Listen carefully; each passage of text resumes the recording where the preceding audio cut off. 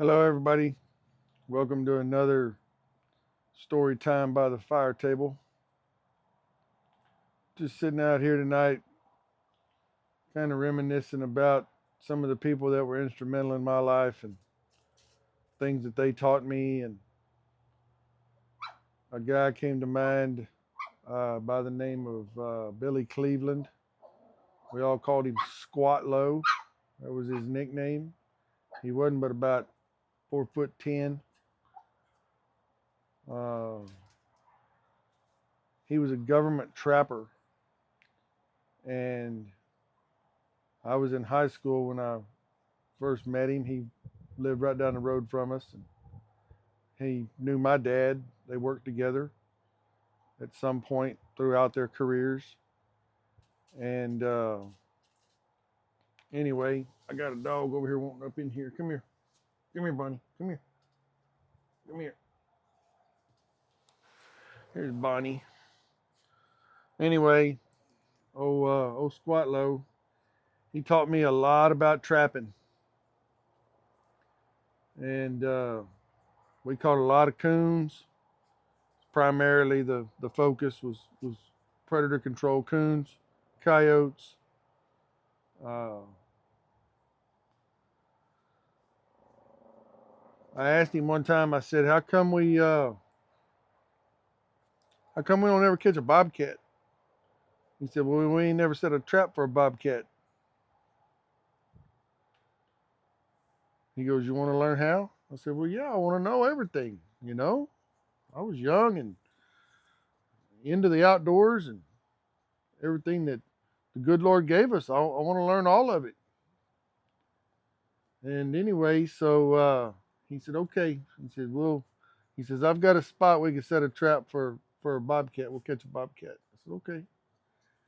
So about a week or two later, he's like, "All right, come on, let's go. We're gonna go set the bobcat trap." So what he did was he taught me how to bury the foot traps, leg traps. We use number 4 Victors, and he taught me how to bury them where they were completely out of sight, and have to cover the plate with a piece of plastic and keep the dirt from getting underneath it. And he had a special sifter made. It sifted the dirt over that trap and covered it up, and sprinkled a little grass on top of it. Not much, just a little bit, just to where it wasn't just all dirt. And anyway, buried the traps really nice and hidden. Always kept his traps in a bucket of water in the back of his truck, keeps the scent off of them. Uh, you'd think it'd make them rust faster, but I don't think it really hurt them too much. Anyway, what we did was he had a place that had a high line right away, big Sendera, wide Sendera, that real gradually went up and kind of crested and went back down, all on the same property. Not much of a hill, but just a little bit of a rise and fall.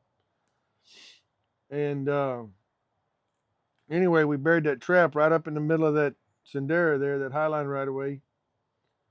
We buried that trap, and he told me, he said, "Now go find me a stick about 4 or 5 foot long that's got a limb coming off of it as close to a 90-degree angle as you can, another couple of feet long." I said, "All right." So I went and found something. And anyway, came back over there and he pushed that stick in the ground about a foot or so away from that trap. And with that branch sticking off over the top of that trap. And then he took a piece of fishing line, monofilament fishing line, and tied it on that stick and tied a feather onto that fishing line. Hung that feather over that trap about 18 inches, 2 foot off the ground.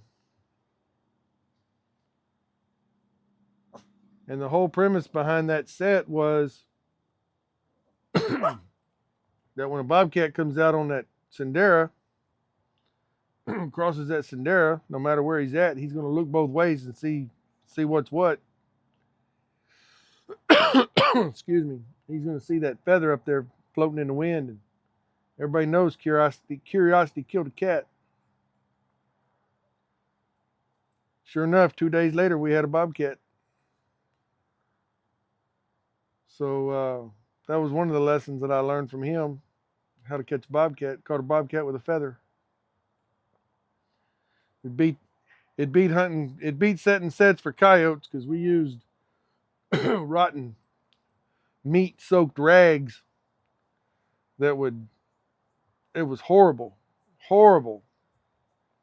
That's what we used for that. Being a government trapper, he had a license for setting cyanide guns. He wouldn't let me get near them, which understandable. Anyway, that was I'm sure they're outlawed now. I haven't heard of anybody ever using them again or anything and stuff, but it's pretty deadly. We accidentally killed a calf one time with one of them cyanide guns. They get nosy and go over and nose on it, and it goes off. And that calf was laying about 5 feet from that little cyanide gun, and there was 2 coyotes and 3 buzzards. Before the week was over with, they were all dead right there in that one spot. And pretty potent stuff. But he actually told me a story too about another old government trapper that was setting them cyanide guns down south of where we live, and he was back 7 gates back up in a ranch. 7 closed gates back up in a ranch. And accidentally tripped that gun. And that cyanide pill hit him right underneath the chin and went right up the side of his face. Missed his eye, barely missed his eye, barely missed his mouth, but right up the side of his face. And he stopped and opened and closed all 7 gates until he got to the highway. And he drove his truck right out in the middle of the highway and stopped it. And of course, the first car coming along had to stop because he was in the middle of the highway. And anyway, they called 911 and got an ambulance out there, and he lived. He was okay. He had some damage to his face and muscles and tissues and stuff and everything. But if it had gotten his eye, he'd have been dead. If it had gotten his nose or his mouth, he'd have been dead. That stuff was bad. But I don't know how he had the frame of mind to stop and open and close 7 gates trying to get out of there. I'd have probably just ran through the fences. Worry about fixing them later. If I don't make it, somebody else's problem. Hate to be that way, but when it's your life, it's now or never, But old Squatlow, he taught me a lot. Caught our first hog, big old boar hog in a trap with him. That was my first encounter with catching a hog. Since then, I grew up a little bit and went on to catching my own hogs, and just right here around my territory.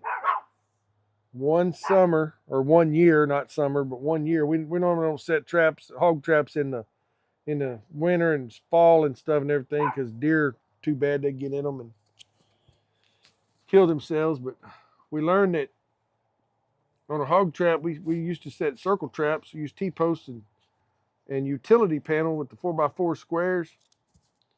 And we use 5-foot panels. That way the majority of the deer can jump out, and the majority of the pigs can't. Because the pig will either jump or dig, one of the two. I can't say I never lost a pig to jumping out of one of those traps, but I know it reduced the amount of deer that ended up being caught, ended up staying in the trap by using a 5-foot panel.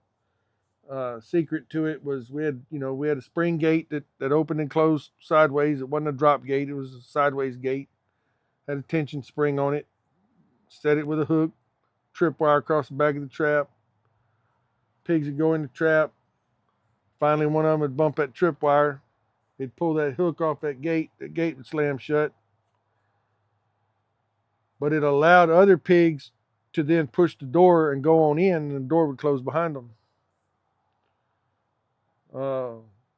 Numerous times we had that happen where the gate was closed. And there was pigs outside the trap, and then all of a sudden those pigs was in the trap. So we know that system worked. Another secret to it was the height of the tripwire.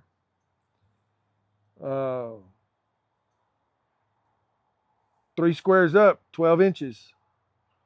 The little bitty shoats can go underneath it, just rub their back on it. It doesn't bother them. The really big hogs, if they don't hit it with their leg, they'll step over it. They can step over it. But that seemed to be the right height, was 12 inches off the ground for the tripwire. And the only other secret is how you set it up. Put very little corn behind that tripwire in the back. The majority of the corn is in the main part of the trap, right inside the door and in the main part of the trap. That way all those pigs accumulate in there before one of them finally turns around and hits that tripwire. So, it wasn't uncommon for us to catch 11, 13, 18 pigs at one time. Actually, on this one place, we used 4 20-foot panels, made a pretty big trap, put a feeder up in the middle of it because we knew that trap was going to stay there for a long time, and there was a lot of pig activity in that pasture. And I caught 11 one day, 11 the next day, 11 the next day, and 2 the next day. So I caught 35 pigs in 4 days in that one trap with that feeder. And I think that one year my total was 1,087 pigs. 1,087 or 1,067, one of the two. Was just over 1,000 pigs that one year that we caught. I had 5 traps running. Me and my 2 sons, that's what we did the majority of the time. Back then I was in the taxidermy business, and kind of, when you work for yourself, you got a little bit more time, and I didn't make near as much money back then. Didn't take as near as much money to live on, but I sure had a lot more fun. And but yeah, we caught a lot of pigs over the years, thousands and thousands of pigs over the years, running those 5 circle traps. And of course, we had a couple box traps here and there and stuff and everything. This was all back before, mobile trail cameras and everything, so we had to go check them every day if the landowner didn't live on the place and could check them and call us about them. I actually had one set up across the highway from where I live. I live about a half a mile from the highway, and had one set up across the highway, and I could see it from my back pasture. I could see that trap with my spotting scope, so that's how I would check it every morning and everything. But yeah, just looking back at old Squatlow, I can say I learned a lot from him.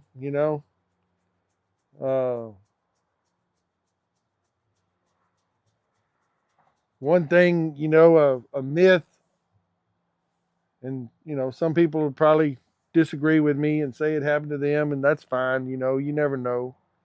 But I've caught 2 buzzards in foot traps,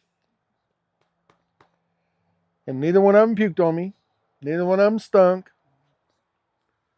You just kind of go over there and catch them from behind, hold their wings, put them underneath your arm, get their leg out of the trap, let them go, they fly off. Pretty calm, no big deal. But I guess my neighbor's outside. Dogs are going crazy. Anyway, like I say, I miss old Squatlow. He was instrumental in my learning a lot about the outdoors and growing up and trapping and stuff. He taught me a lot of other things too. He had a little mini farm there at his house and owned 5 acres down the road from me, and he had an old Jersey cow that he milked, and that was some of the best milk I ever drank in my life, straight out of that cow. And learned how to butcher rabbits. He raised a bunch of rabbits. Learned how to butcher rabbits and stuff. And I'm not going to say it was all fun and games. He was pretty ornery, probably from being called Squatlow his whole life. But he one time he said, "Hey," he said, "we need to catch that goose and stuff. I got that goose sold. You need to go in that pen and catch that goose." Well, I didn't know any better, so I just go in the pen and catch the goose. So I get a hold of that goose like I would that buzzard. I get a hold of that goose and throw that goose up underneath my arm, and I turn around to come out the gate. That goose reaches around and got me by the ear. I thought he was going to rip my ear off my head. Ornery and Squatlow, he's rolling on the ground laughing. Stuff. I let that goose go. Ain't no telling where that goose is at. He left. I didn't care. But that was Squatlow. You never knew what you was going to get into with him. But that's been quite a few years ago. My dad passed away in 2018, and my dad was 90. Squatlow was just a few years younger than him, so I'd be willing to bet we don't have him anymore. Probably up there hunting and trapping with the good Lord. So anyway, just reminiscing a little bit about some of the people and some of the things that I went through growing up as a kid and learning everything there is that the good Lord gave us in the outdoors and stuff, and just figured I'd share. Y'all have a good night.